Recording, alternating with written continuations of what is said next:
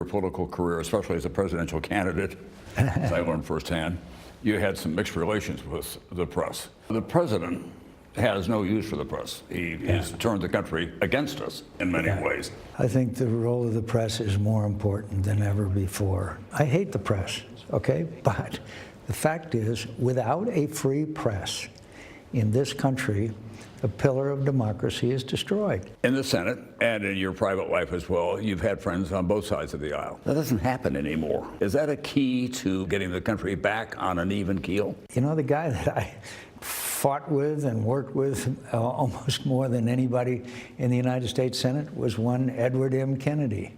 You know, he and I would yell at each other. We would fight, and we'd walk off, and he'd put his arm around me and say, "Hey, we did pretty good, didn't we?" That's the kind of relationship that you have to have. And so we did a lot of legislation together. Have you loved your life, John? Oh, yeah. I've loved my life. I can't tell you. For 60 years now, I've had the great honor of being involved in the arena, and I've loved every minute of it. The disappointments, ups, downs, wins, losses, but no one has had the wonderful life that I've had. No one. And there have been so many John McCain lives. He's now a senior statesman, and it's worth going on Google to read the entire speech to the Naval Academy, because it is forewarning for these cadets and for the rest of the country about where we are and what we ought to be thinking about, Matt. How does he seem like he's doing to you? Look, it's a very tough cancer. It is a very difficult cancer. He's getting great care at the Mayo Clinic in Arizona, but at the same time, he's a realist, and he knows what he's up to, and I think that's why we're seeing so much candor from him and why he wants to, at this stage in his life, to raise his hand and say, I'm not going to be politically correct anymore. And by the way, the two of us used to have a very close but appropriate relationship. And then, as it did with a lot of members of the press, it went to hell when he was running against Obama. We reconciled last summer his initiative. He said, I was wrong. We've got to get back together again. And so we'll always be reporter and politician, but at the same time, I have an enormous personal affection for him.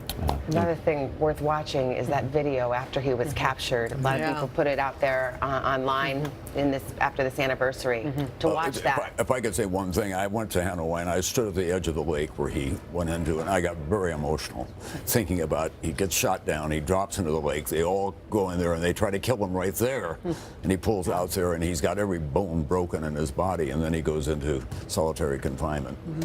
Tom, amazing story. Thank you very much. Thank you. My pleasure. All right, let's turn now to our ongoing series, Brain Power Today. Maria, this is something you're looking at, a new innovative tests to detect Alzheimer's even before the symptoms occur, That's right? correct. Well, most people think that Alzheimer's is just an old person's disease, but it's not. Doctors now say warning signs can start appearing in the body decades earlier, when lifestyle changes may make a big difference. That's why they're pushing for more early testing and developing new ways to detect the disease before it's too late. How are you feeling? Like most family doctors, Carolyn Kalustian screens her older patients for signs of cancer, diabetes, and heart disease. Okay, so we're going to do a quick memory test. But unlike many, she also screens their brains, looking for the earliest warnings of Alzheimer's. It's very important to screen for cognitive decline early before there's symptoms so that we can try to implement what we know will help slower the progression. Today, 5.5 million Americans suffer from Alzheimer's. When detected early, research suggests lifestyle changes like intensive exercise, a brain and heart healthy diet, and better sleep may delay symptoms. But many doctors still don't screen for the early indicators of Alzheimer's.